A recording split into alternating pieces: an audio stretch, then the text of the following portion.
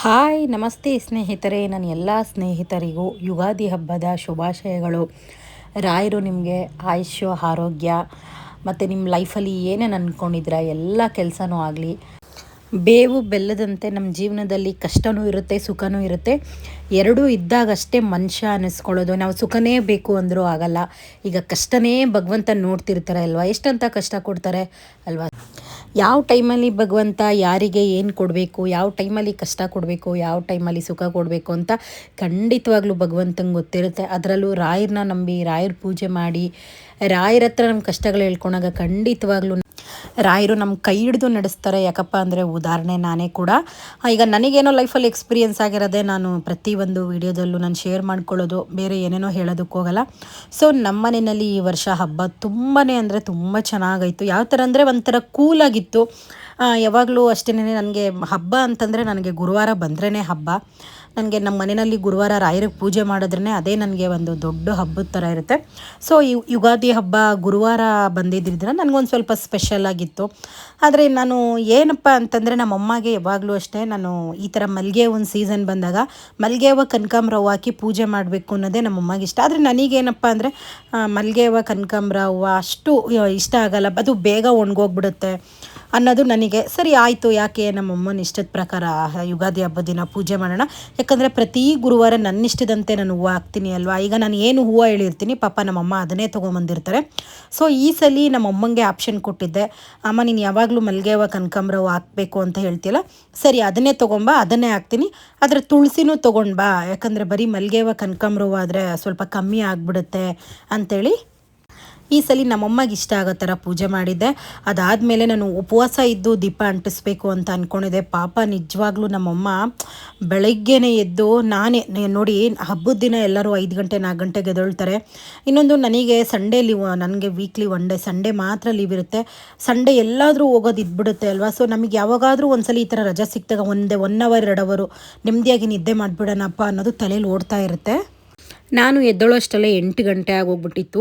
ನಾನು 8 ಗಂಟೆಗೆ ಎದ್ದೋಳೋಷ್ಟರಲ್ಲಿ ಪಾಪ ನಮ್ಮಮ್ಮ ಸ್ನಾನ ಎಲ್ಲ ಮಾಡಿ ರೆಡಿಯಾಗಿ ಆಲ್ರೆಡಿ ಅಡುಗೆಗೆಲ್ಲ ರೆಡಿ ಮಾಡ್ಕೊಂಬಿಟ್ಟಿದ್ರು. ನಿಜ, ನಾವು ಲೈಫಲ್ಲಿ ಏನು ಆಸ್ತಿ ಸಂಪಾದನೆ ಮಾಡಿಲ್ಲ ಅಂದರು ತಾಯಿ ಪ್ರೀತಿ. ತಾಯಿ ಒಬ್ಬರು ಮನೆಯಲ್ಲಿ ದೊಡ್ಡವ್ರು ಇದ್ಬಿಟ್ರು ಅಂತಂದರೆ ನಿಜ ನಮ್ಗೆ ಅದಕ್ಕಿಂತ ಆಸ್ತಿ ಬೇರೆ ಎಲ್ಲ ಏನು ಬೇಡ. ಕೆಲವೊಬ್ರು ಅಂತಾರೆ ನನ್ನ ಹತ್ರ ಕಾರಿಲ್ಲ, ನನ್ನ ಹತ್ರ ಮನೆ ಇಲ್ಲ, ನನ್ನ ಹತ್ರ ಒಡವೆ ಇಲ್ಲ.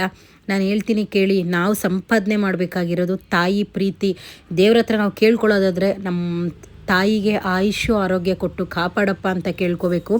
ನಾನು ನಮ್ಮಮ್ಮಗೆ ಹೇಳಿದ್ದೆ, ಅಮ್ಮ ತುಂಬ ಎಲ್ಲ ಏನು ವೆರೈಟಿ ಮಾಡಬೇಡಮ್ಮ, ಒಬ್ಬಟ್ಟು ಮಾಡಿ ಒಬ್ಬಟ್ಟು ಸಾರು ಮಾಡಿ ಯಾವುದಾದ್ರೂ ಒಂದು ಪಲ್ಯ ಮಾಡಮ್ಮ ಅಂತ. ನಮ್ಮಮ್ಮ ನನಗೊಂದು ಮಾತಂದರು, ನೋಡೇ ನಾನು ಎಷ್ಟು ದಿವಸ ಇರ್ತೀನಿ ಏನು ಅಂತ ಗೊತ್ತಿರಲ್ಲ, ನಾನು ಇರೋವರೆಗೂ ನನ್ನ ಮಕ್ಕಳು ಹಬ್ಬದ ಊಟ ಹಿಂಗೆ ತಿನ್ನಬೇಕು. ನಾನು ಹೋದ್ಮೇಲೆ ನೀವು ಹಿಂಗೆ ಮಾಡ್ಕೊಂಡು ತಿಂತಿರೋ ಇಲ್ವೋ ಗೊತ್ತಿಲ್ಲ, ಖಂಡಿತವಾಗ್ಲೂ ನೀವು ಇಷ್ಟೊಂದೆಲ್ಲ ವೆರೈಟಿ ಮಾಡ್ಕೊಂಡು ತಿನ್ನಲ್ಲ. ನನಗೆ ಗೊತ್ತು, ನಾನು ಇರೋವರೆಗೂ ನಾನು ಹಬ್ಬದ ಊಟ ಹಿಂಗೆ ಮಾಡ್ತೀನಿ. ನೀವು ಹೊಟ್ಟೆ ತುಂಬ ಊಟ ಮಾಡಬೇಕು ಅಂದ್ರೆ ಅವಾಗ ನನಗೆ ತುಂಬ ಒಂದು ಕಡೆ ಖುಷಿನೂ ಆಯಿತು, ಒಂದು ಕಡೆ ಬೇಜಾರು ಆಯಿತು. ಯಾಕಪ್ಪ ಅಂತಂದರೆ ಇವತ್ತು ನಾನು ಒಂದು ಸಿಂಗಲ್ ಪೇರೆಂಟಾಗಿ ನಾನು ಇಷ್ಟು ಅಂದರೆ ಧೈರ್ಯವಾಗಿ ಇಷ್ಟು ಖುಷಿಯಾಗಿ ನನ್ನ ಜೀವನ ನಾನು ಸಾಗಿಸ್ತಾ ಇದ್ದೀನಿ ಅಂದರೆ ಅದು ಒಂದು ನಮ್ಮಮ್ಮನೇ ಕಾರಣ ನನಗೆ.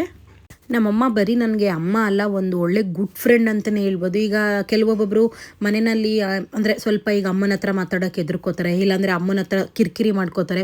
ಆದರೆ ನಮ್ಮನೇಲಿ ನಮ್ಮಮ್ಮ ಒಂಥರ ಫ್ರೆಂಡ್ಲಿ. ಈಗೇನೋ ನನಗೇನೋ ಒಂದು ಬೇಜಾರಾಗ್ತಿದೆ ಅಂದರೆ ನಮ್ಮಮ್ಮ ನೋಡಿ ಕಂಡುಹಿಡಿತಾರೆ.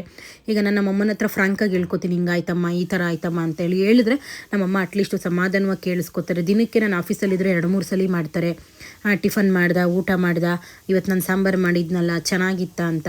ಸೊ ನಮಗೆ ಅದರಲ್ಲೂ ನಮಗೆ ಅನ್ನೋದಕ್ಕಿಂತ ನನಗೆ ನನ್ನ ಲೈಫಲ್ಲಿ ನಾನು ದೊಡ್ಡ ಒಂದು ಉಡುಗೊರೆ ದೇವರು ಕೊಟ್ಟಿರೋದಂದರೆ ಅದು ನಮ್ಮಮ್ಮ. ನಾನು ನಮ್ಮಮ್ಮನಲ್ಲಿ ಹೊಟ್ಟೆನಲ್ಲಿ ಹುಟ್ಟಿ 7 ಜನ್ಮದ ಪುಣ್ಯ ಮಾಡಿದ್ದೀನಿ. ಯಾಕಪ್ಪ ಅಂತಂದರೆ ನೋಡಿ, ಫಸ್ಟ್ ಊಟ ನಾನೇ ಮಾಡಿರೋದು ಈ ಸಲ ಹಬ್ಬದ ಊಟ.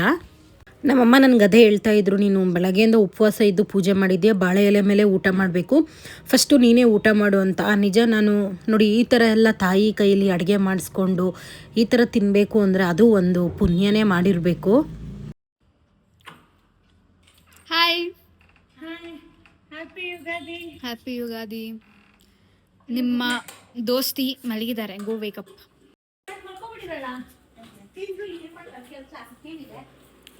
ಹಾಯ್,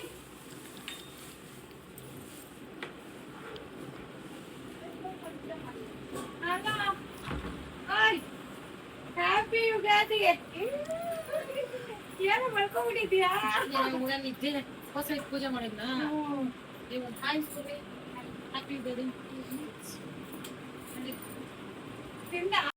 ಏನಂತ ಗೊತ್ತಿರಲಿಲ್ಲ ಅವನಂದರೆ ಉಪವಾಸ ಇದ್ದು ಪೂಜೆ ಮಾಡಿದ್ದೆ ಅಲ್ವಾ, ತುಂಬ ನಿದ್ದೆ ಎಳಿತಾ ಇತ್ತು. ಸರಿ ಹೋಗ್ಬಿಟ್ಟು ಸ್ವಲ್ಪ ಹೊತ್ತು ಮಲ್ಕೊಂಬಿಡೋಣ ಅಂತ ಮಲ್ಕೊಂಡೆ.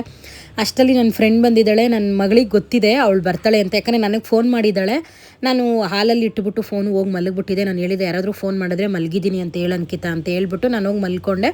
ಆದರೆ ನನ್ನ ಮಗಳಿಗೆ ಗೊತ್ತು ಖಂಡಿತವಾಗ್ಲೂ ನಾನು ವ್ಲಾಗ್ ಮಾಡೇ ಮಾಡ್ತೀನಿ ಅಂತ. ಸೊ ನನ್ನ ಫ್ರೆಂಡ್ ಬರೋದೆಲ್ಲ ವೀಡಿಯೋ ಮಾಡ್ಕೊಂಡಿದ್ದಾಳೆ. ನನ್ನ ಮಗಳಂತೂ ತುಂಬಾ ಚೆನ್ನಾಗಿ ಕಾಣಿಸ್ತಾ ಇದ್ಲು ಆ ಡ್ರೆಸ್ಸಲ್ಲಿ. ತುಂಬಾ ಅಂದರೆ ತುಂಬ ಚೆನ್ನಾಗಿ ಕಾಣಿಸ್ತಾ ಇದ್ಲು. ನಾನು ನನ್ನ ಫ್ರೆಂಡಿಗೆ ಹೇಳಿದೆ ಫಸ್ಟು ಊಟ ಮಾಡಿಬಿಡು, ಆಮೇಲೆ ಫೋಟೋಸ್ ಎಲ್ಲ ತೊಗೊಳ್ಳೋಣ. ಯಾಕಂದರೆ ನನಗಿನ್ನೂ ಹುಚ್ಚು ನನ್ನ ಫ್ರೆಂಡಿಗೆ ಫೋಟೋಸ್ ಅಂತಿರ್ತಾಳೆ. ನಾನು ಒಂದು ಫೋಟೋ ಇಟ್ಕೊಂಡು ನನ್ನ ಫ್ರೆಂಡ್ ಸೆಲ್ಫಿ 10 ಫೋಟೋ ಇಟ್ಕೊಂಡಿರ್ತಾಳೆ. ಅವ್ರಿಗೆ ಅಷ್ಟು ಕ್ರೇಜು ಫೋಟೋದು. ಪಾಪ ನಮ್ಮಮ್ಮ ಕೂಡ ಬೆಳಗ್ಗೆಯಿಂದ ಏನೂ ಊಟ ಮಾಡಿರಲಿಲ್ಲ. ಅವರು ಕೂಡ ಅಷ್ಟೇನೆ ಬೆಳಗ್ಗೆಯಿಂದ ಎದ್ದು ಎಲ್ಲ ಕಟ್ ಮಾಡಿಕೊಂಡು ತರಕಾರಿಗಳೇನು ಬೇಕು, ಏನು ಅಡುಗೆ ಮಾಡಬೇಕು ಅಂತ ಎಲ್ಲ ಅವರೇ ಡಿಸೈಡ್ ಮಾಡೋದು.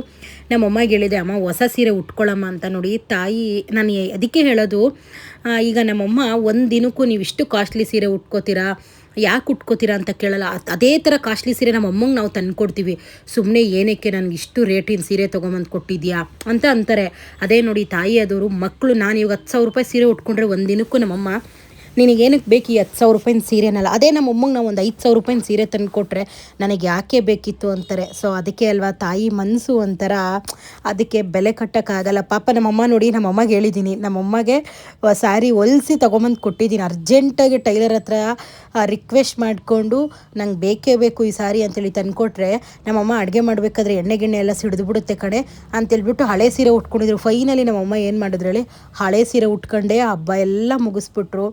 ಏನೇ ಅಂದ್ರೂ ನೋಡಿ ನಮ್ಮಮ್ಮ, ನಾವೆಲ್ಲ ಪೂಜೆ ಆದಮೇಲೆ ಫಸ್ಟು ನಾನು ಊಟ ಮಾಡಿದ್ಮೇಲೆ ನೋಡಿ ಪಾಪ ನಮ್ಮಮ್ಮನ ನೆನೆಸ್ಕೊಂಡ್ರೆ ನನಗೆ ಒಂದೊಂದ್ಸಲಿ ಖುಷಿಯಾಗುತ್ತೆ, ಒಂಥರ ನನಗೆ ಧೈರ್ಯ. ಈಗ ನಾನು ಎಲ್ಲೋ ಒಂದು ಕಡೆ ಟ್ರಿಪ್ ಹೋಗ್ತೀನಿ ಅಂದರೆ ನನಗೆ ಸೇಫ್ಟಿ. ಈಗ ನಮ್ಮಮ್ಮ ಆಗಿರ್ಬೋದು, ನನ್ನ ತಂಗಿ ಆಗಿರ್ಬೋದು, ನನ್ನ ಫ್ಯಾಮಿಲಿ, ನನ್ನ ಮಗಳನ್ನ ನಾನು ಎಷ್ಟು ನೋಡ್ಕೊಂಡಿದ್ದೀನೋ ಏನೋ ನನಗೆ ನೆನಪಿಲ್ಲ ಅಂತಂದರೆ ನಾನು ದುಡ್ಡು ಖರ್ಚು ಮಾಡ್ತೀನಿ. ಯಾವ ಥರ ಅಂದರೆ, ಈಗ ನನ್ನ ಮಗಳಿಗೆ ಏನು ಬೇಕು, ಸ್ಕೂಲಿಗೆ ಕಟ್ಟಬೇಕಾ ಅಥವಾ ಏನಾದರೂ ಕೊಡಿಸ್ಬೇಕಾ, ಎಲ್ಲಾದರೂ ಕಳಿಸ್ಬೇಕಾ, ಅದನ್ನು ನಾನು ನೋಡ್ತೀನಿ. ಆದರೆ ಒಂದು ಅಜ್ಜಿಯಾಗಿ ಅವರು ತಾಯಿ ಜಾಗದಲ್ಲಿ ನಿಂತ್ಕೊಂಡು ನನ್ನ ಮಗಳಿಗೆ ಏನು ಬೇಕು ಬೇಡ ಅಷ್ಟು ಚೆನ್ನಾಗಿ ನಮ್ಮಮ್ಮ ನೋಡ್ಕೋತಾರೆ. ನನಗೆ 1000% ನಮ್ಮಮ್ಮ ಮೇಲೆ ನಂಬಿಕೆ. ನಮ್ಮಮ್ಮನ ಬುದ್ಧಿನೇ ನನ್ನ ಮಗಳಿಗೆ ಬರಬೇಕು, ಇಲ್ಲಾಂದರೆ ನನ್ನ ತಂಗಿ ಬುದ್ಧಿ ಬರಬೇಕು ಅಂತ. ಯಾಕಂದರೆ ನನ್ನ ತಂಗಿ ನಂತರಲ್ಲ, ನಾನು ಹೆಂಗೆ ಅಂದರೆ ಎಲ್ಲರೂ ನಂಬ್ತೀನಿ, ಎಲ್ಲರ ಹತ್ರನೂ ಮೋಸ ಹೋಗ್ತೀನಿ. ಆಮೇಲೆ ಯಾವ ಥರ ಅಂತಂದರೆ, ಈಗೇನೋ ಪ್ರೀತಿಯಿಂದ ಮಾತಾಡ್ಬಿಟ್ರೆ, ಪಾಪ ಅವ್ರು ಒಳ್ಳೆಯವರು, ಎಷ್ಟು ಪ್ರೀತಿಯಿಂದ ಮಾತಾಡ್ತಾರೆ, ಅವ್ರಿಗೆ ನಾನು ಅಂದರೆ ಎಷ್ಟು ಇಷ್ಟ ಅಲ್ವನ ಅಷ್ಟು ನಂಬಿಡ್ತೀನಿ. ನಂಬಿ ಒಂದಿನ ಫೈನಲಿ ನಾನೇ ನೋವು ತಿಂತೀನಿ. ಆದರೆ ಈಗೆಲ್ಲ ನಾನು ಆ ಥರ ಇಲ್ಲ, ನಾನು ತುಂಬ ಸ್ಟ್ರಾಂಗ್ ಇದ್ದೀನಿ. ಯಾಕಂದರೆ ಸುಮಾರು ಒಂದು 3-4 ವರ್ಷದಿಂದ ತುಂಬ ತಲೆ ಕೆಡಿಸ್ಕೊತಿದ್ದೆ ಅಂದರೆ ಹೊರಗಿನವ್ರಿಗೋಸ್ಕರ. ಇವಾಗ ಅದೆಲ್ಲ ತಲೆನೇ, ಯಾರಿದ್ದರೂ ಇರ್ಬೋದು, ಹೋದ್ರೆ ಹೋಗ್ತಾ ಇರ್ಬೋದು. ಎಂಡ್ ಆಫ್ ಡೇ ನನಗೆ ನಾನು, ನನ್ನ ಫ್ಯಾಮಿಲಿ ಅಷ್ಟೇ ಅನ್ನೋ ಥರ ನಾನು ಫಿಕ್ಸ್ ಆಗಿಬಿಟ್ಟಿದ್ದೀನಿ. ಆದರೆ ನನ್ನನ್ನು ಪ್ರೀತಿ ಮಾಡೋರು ನೋಡಿ, ಈಗ ನನ್ನ ಫ್ರೆಂಡು, ಅವಳು ಪಾಪ ನೆಲಮಂಗಲದಿಂದ ಬಂದಿದ್ದಾಳೆ ನಮ್ಮ ಮನೆಗೆ. ನನಗೆ ಅದೇ ಒಂದು ಖುಷಿ ಆಯಿತು. ಅವಳು ಹೇಳಿದ್ಲು, ಏನೋ ಮಗುಗೆ ಬಟ್ಟೆ ತೊಗೋಬೇಕು, ಝೂಡಿಯೋಗೆ ಹೋಗೋಣ ಅಂತ. ನಾವು ನೋಡಿ ಜಾತ್ರೆ ಥರ ರೆಡಿಯಾಗಿದ್ದೀನಿ, ಗೌರಮ್ಮನ ಥರ ತಲೆ ತುಂಬ ಹೂವು ಮುಡ್ಕೊಂಡು ಹಿಂಗೆ ರೆಡಿಯಾಗಿದ್ದೀನಿ. ನಾನು ಬರಲ್ಲ ಅಂತಂದೆ, ಇಲ್ಲ ಕಣೆ, ಒಂದು 10 ನಿಮಿಷ ಹೋಗ್ಬಿಟ್ಟು ಒಂದೇ ಒಂದು ಜೊತೆ ಬಟ್ಟೆ ತೊಗೊಂಬಂದ್ಬಿಡೋಣ ಕಣೆ, ನಮ್ಮ ಅಕ್ಕ ಮಗನಿಗೆ ಊರಿಗೆ ಹೋಗ್ತಾ ಇದ್ದೀನಿ ಅಂತಂದ್ಲು. ಸರಿ, ನಾನು ಅವಳು ಅಷ್ಟು ದೂರದಿಂದ ನಮ್ಮ ಮನೆಗೆ ಹಬ್ಬದ ದಿನ ಬಂದಿದ್ದಾಳೆ, ಅವಳಿಗೆ ಬೇಜಾರು ಮಾಡೋದು ನನಗಿಷ್ಟ ಇಲ್ಲ. ಸರಿ ಹೋಗೋಣ ಅಂತೇಳಿ ಝೂಡಿಯೋಗೆ ಹೋದ್ವಿ. ಎಲ್ಲಿ ಯಲಹಂಕ ಝೂಡಿಯೋಗೆ ಹೋದ್ವಿ. ಇನ್ನೊಂದು ನಮ್ಮ ಏರಿಯಾದಲ್ಲಿ ಝೂಡಿಯೋ ಇದೆ, ಸ್ವಲ್ಪ ಅಲ್ಲಿ ಕಲೆಕ್ಷನ್ಸು ಕಮ್ಮಿ ಇರುತ್ತೆ. ಸೊ ನಮಗೇನಾದರೂ ಬೇಕು ಅಂತಂದರೆ ನಾನು ಆಲ್ಮೋಸ್ಟು ಯಲಹಂಕಗೆ ಹೋಗೋದು. ಯಲಹಂಕದಲ್ಲಿ 2-3 ಝೂಡಿಯೋ ಇದೆ ಅಲ್ವಾ, ಸೊ ಅಲ್ಲೇ ಹೋದರೆ ಅಲ್ಲಿ ಒಳ್ಳೊಳ್ಳೆ ಕಲೆಕ್ಷನ್ಸ್ ಇರುತ್ತೆ ಅಂತ ನಾನು ಅಲ್ಲಿಗೆ ಹೋಗೋದು. ನನ್ನ ಮಗಳಂತೂ ನನ್ನನ್ನು ತುಂಬ ಆಡ್ಕೋತಾ ಇದ್ಲು, ಮಮ್ಮಿ ಯಾರಾದರೂ ಝೂಡಿಯೋಗೆ ಈ ಥರ ಎಲ್ಲ ಸೀರೆ ಉಟ್ಕೊಂಡು ಈ ಥರ ಎಲ್ಲ ಇಷ್ಟೊಂದು ಹೂವು ಎಲ್ಲ ಮುಡ್ಕೊಂಡು ಬರ್ತಾರೆ ಮಮ್ಮಿ, ಯಾಕೆ ಮಮ್ಮಿ ನೀನು ಬೇರೆ ಡ್ರೆಸ್ ಹಾಕು ಅಂತ ಹೇಳಿದೆ, ನನ್ನ ಮಾತು ನೀನು ಕೇಳಲಿಲ್ಲ ಅಂತಂದು. ಅವಳಿಗೆ ನನ್ನ ಮಗಳು ಸ್ವಲ್ಪ ಫ್ಯಾಷನ್ನು. ಅವಳು ಯಾವ ಥರ ಅಂತಂದರೆ, ಅವಳು ವೆಸ್ಟರ್ನ್ ಡ್ರೆಸ್ಗಳು ಆ ಥರ ಈ ಥರ ಹಾಕಿಲ್ಲ ಅಂದರೆ ಅವಳಿಗೆ ನಾನು ಆ ಥರ ಡ್ರೆಸ್ಗಳೆಲ್ಲ ಹಾಕಬೇಕು ಅಂತ ತುಂಬ ಇಷ್ಟಪಡ್ತಾಳೆ. ನೋಡಿ ಫ್ರೆಂಡ್ಸ್, ಇವಳು ಒಬ್ಳು ಫ್ರೆಂಡ್ ಅಂದಿದೆ ನೋಡಿ. ನಾನು ಸ್ಟುಡಿಯೋದಲ್ಲಿ ಹಿಂಗೆಲ್ಲ ತಂದು ನಾನು ಕೊಟ್ಟುಬಿಟ್ಟು ಇವೆಲ್ಲ ತಗೊಂಡಿದ್ದೆ. ನನ್ನ ಬ್ಯಾಗಿಗೆ ಕೊಟ್ಬಿಟ್ಟು ನಾನು ಕಸ ಹೇಳುತ್ತೆ, ನಾನು ಹಿಂಗೆ ಅಪ್ಲೋಡ್ ಮಾಡ್ತೀನಿ. ಯಾಕೆ ಹೇಳಿ, ಕಸ ಹಿಡಿಯೋಳಲ್ಲ, ನಾಯಿ ಹಿಡಿಯೋಳ್ತಾರೆ ನೋಡಿ, ನಾಯಿ ಹಿಡಿಯೋರು ಅಂತ. ನೀವು ಬಟ್ಟೆಗಳೆಲ್ಲ ಇಟ್ಟು ಈ ಬ್ಯಾಗಲ್ಲಿ ಕೊಟ್ಬಿಟ್ಟು ನನಗೆ ತಗ್ಲಾಕ್ಬಿಟ್ಟು ಹಿಂಗೆ ಹಾಕ್ಕೊಂಡು ನೋಡೋಣ ಚೆನ್ನಾಗಿ ಕಾಣುತ್ತೆ ಅಂದ್ಬಿಟ್ಟು ನೋಡಿ ಕಸ ಹೇಳೋದು. ನೀವು ಎಲ್ಲ ಸ್ನೇಹಿತರ ಪ್ರಭಾಂಡಿ ಕೂಡ ಹಂಗೆ ಅವರೇ. ಫಿಲಮ್ ನನ್ನೆಲ್ಲ ಬ್ಯಾಗಲ್ಲಿ ನೋಡಿ ಸುಮ್ಮನೆ ಆರಾಮಾಗಿ ಹಬ್ಬದ ಊಟ ತಿಂದು ನೆಮ್ಮದಿಯಾಗಿ ಮಲಗಿದ್ದೆ.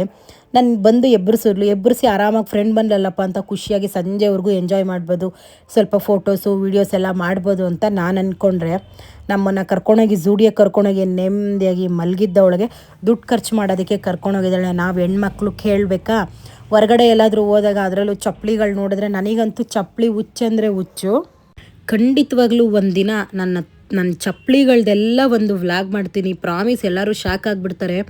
ನಾನು ಹೇಳ್ಬೇಕಂದ್ರೆ ನಾನು ಜಾಸ್ತಿ ಎಲ್ಲೂ ಹಾಕ್ಕೊಂಡೇ ಹೋಗೋದಕ್ಕಾಗಲ್ಲ. ನಾನು ಆಫೀಸ್ಗೆ ಹೋದರೆ ಶೂ ಹಾಕ್ಕೊಂಡು ಹೋಗಬೇಕು. ಆದರೂ ನನಗೊಂಥರ ಯಾವುದಾದ್ರೂ ಚೆನ್ನಾಗಿರೋ ಚಪ್ಪಲಿ ನೋಡಿದ್ರೆ ನನಗೆ ಬಿಡಲ್ಲ. ಆನ್ಲೈನಲ್ಲೂ ಅಷ್ಟೇ, ಮಿಂತ್ರದಲ್ಲಿ ಅದೇ ಕೆಲಸ ಮಾಡ್ತೀನಿ. ಈಗ ಮಂತ್ ಎಂಡಲ್ಲಿ ಬಿಗ್ ಸೇಲ್ ನಡೀತಿರುತ್ತೆ, ಅವಾಗೆಲ್ಲ ಬರೀ ಚಪ್ಪಲಿ ಬುಕ್ ಮಾಡ್ತೀನಿ. ಝೂಡಿಯೋಗೆ ಹೋದರೂ ಅಷ್ಟೇ, ಯಾವುದಾದ್ರೂ ಇಷ್ಟ ಆಯಿತು ಅಂದರೆ ಬಿಡಲ್ಲ. ನಂಗೆ ಚಪ್ಪಲಿಗಳು ಸ್ವಲ್ಪ ಹುಚ್ಚಿದೆ. ಅದೆಲ್ಲ ಆದಮೇಲೆ ಫೈನಲಿ ಏನೇನು ಬೇಕೋ ಎಲ್ಲ ತಗೊಂಡು ಈ ಮನೇಲಿದ್ದೊಳಗೆ ಕರ್ಕೊಂಡೋಗಿ ಸುಮ್ಮನೆ 5,500 ಖರ್ಚು ಮಾಡಿಸಿದ್ದಾಳೆ. ಬಟ್ ಈ ಸಲ ಚಪ್ಪಲಿಗಳೆಲ್ಲ ತುಂಬಾ ಚೆನ್ನಾಗಿತ್ತು. ಇನ್ನೂ ಒಂದು ಏನಪ್ಪ ಅಂದರೆ ಝೂಡಿಯೋದಲ್ಲಿ ತೊಗೊಳ್ಳೋ ಚಪ್ಪಲಿ ಸ್ವಲ್ಪ ಬಾಳಿಕೆ ಬರುತ್ತೆ. ಸ್ವಲ್ಪ ಅಂತಲೇ ಎಲ್ಲ ಆರಾಮಾಗಿ ಯೂಸ್ ಮಾಡ್ಬೋದು. ಯಾಕಂದರೆ ಪ್ರೈಸು ಓಕೆ, ರೀಸನಬಲ್ ಪ್ರೈಸ್. 800 ರೂಪಾಯಿ ನಾವೆಲ್ಲ ತೊಗೊಂಡಿದ್ದು 800 ರೂಪಾಯಿ ಇತ್ತು. ತುಂಬಾ ಚೆನ್ನಾಗಿದೆ. ಈಗ ಅದು ವೆಸ್ಟರ್ನ್ ಡ್ರೆಸ್ಗೂ ಹಾಕ್ಬೋದು, ಟ್ರೆಡಿಷ್ನಲಾಗಿ ಸ್ಯಾರಿ ಹಾಕ್ಕೊಂಡ್ರೂ ಆ ಚಪ್ಪಲಿ ಹಾಕ್ಕೋಬೋದು. ಆ ಥರದ್ದು ಇತ್ತು ಅಲ್ವಾ. ಸೊ ಆ ಥರದ್ದು ಇರಬೇಕಾದ್ರೆ ಯಾಕೆ ಬಿಡಬೇಕು ಅಂತೇಳಿ ನಾನು ಕೋತಿ ತಾನು ಕೆಡೋದಲ್ಲದೆ ಒಣ ಎಲ್ಲ ಕೆಡಿಸ್ತು ಅಂದಾಗ ಈಗ ನನ್ನನ್ನು ಕರ್ಕೊಂಡೋಗಿ ದುಡ್ಡು ಖರ್ಚು ಮಾಡ್ಸಿದ್ರೆ ಅದಕ್ಕೆ ಎಲ್ಲರೂ ಒಂದೊಂದು ಜೊತೆ ತೊಗೊಳ್ಳೋ ಥರ ಮಾಡಿದೆ. ಆಫೀಸ್ ಹಾಕೊಂಡು ಹೋಗ್ಬೋದು ಗೊತ್ತಾ. ನೋಡಿ ಫ್ರೆಂಡ್ಸ್, ಆರಾಮಾಗಿ ಹಬ್ಬ ಮಾಡಿಬಿಟ್ಟು ಮನೇನಲ್ಲಿ ತಿಂದ್ಬಿಟ್ಟು ಮಲಗಿತ್ತೆ. ಇವಳು ಏನಂದ್ಲು, ಜಸ್ಟ್ ಝೂಡಿಯೋಗೆ ಹೋಗ್ಬಿಟ್ಟು ಒಂದು ಜೊತೆ ಬಟ್ಟೆ ಥರ ಅಂದ್ಬಿಟ್ಟು ನನ್ನ ತಲೆ ಮೇಲೆ ಇವಾಗ ಮುಂದೆ ಮನೇಲಿ ಕೋತಿ ತಾನ್ಕೊಂಡೋದ್ರಲ್ಲಿ ಒಣ ಎಲ್ಲ ಕೆಡಿಸ್ತು ನನ್ನ ತಲೆ ಮೇಲೆ. ನೋಡ್ರಿ ನೋಡಿ, ಈ ಬ್ಯಾಗಲ್ಲಿ ಇರೋದು ಬಂದು ಟೋಟಲು 5,600 ರೂಪಾಯಿ ಆಯಿತು. ಮರ್ಯಾದೆ ನನ್ನ ಮನೇಲಿ ಇದ್ರೆ 5,000 ನಾನು ಉಳಿತಾ ಇತ್ತು. ನೋಡು, 5,000 ಕೆಡೋದಲ್ಲದೆ ಒಣ ಕೆಡಿಸ್ತು ಅಂತಾರಲ್ಲ, ಇಷ್ಟು ಅವ್ರಗಳನ್ನ ನೋಡಿದ್ರು.